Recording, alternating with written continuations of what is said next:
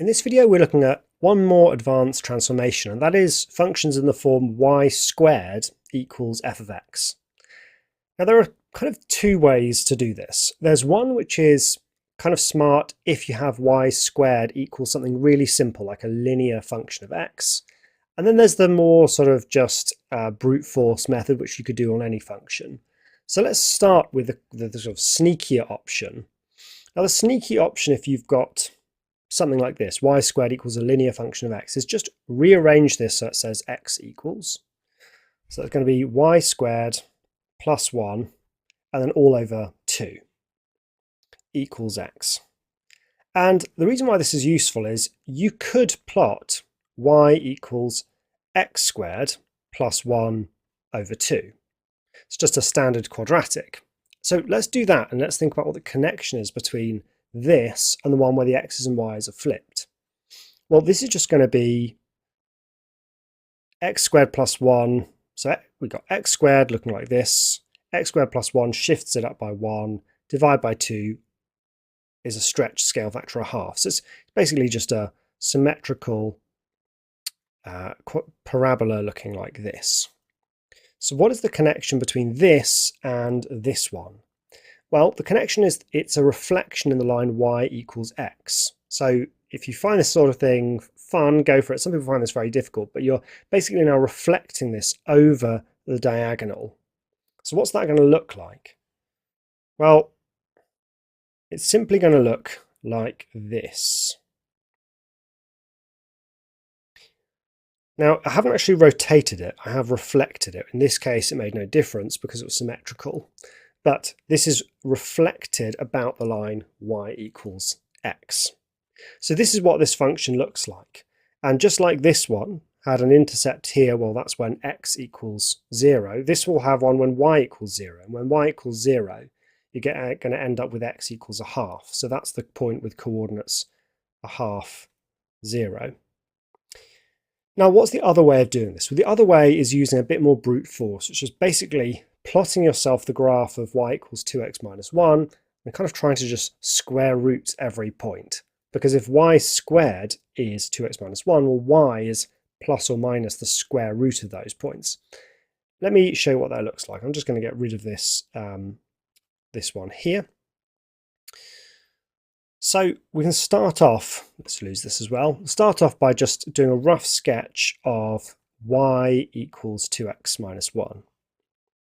So y equals 2x minus 1, okay, gradient of 2, y-intercept of minus 1, and it's looking like this. And we are looking for basically the square root of all of these points, except we want the square root of the y values.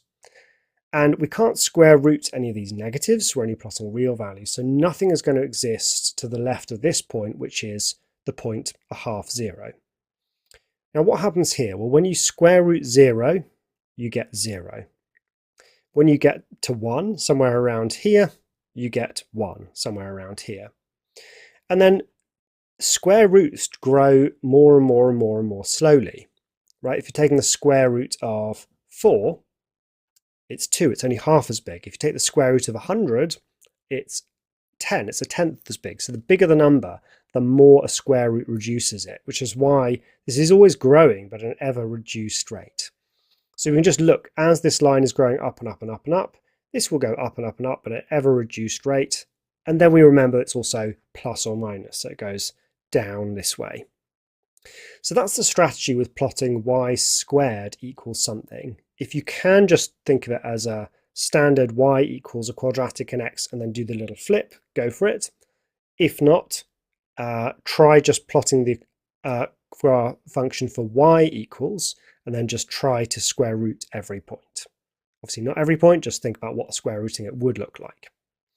Let's have a go at another one. Y squared equals 5 minus x, and maybe pause this and have a go yourself. So let's start with the sneaky version, which would be to say, what would it look like if it was x squared equals 5 minus y? We'll rearrange, that'll be y equals 5 minus x squared. So that's a negative quadratic with a y-intercept of 5. So it's looking like this.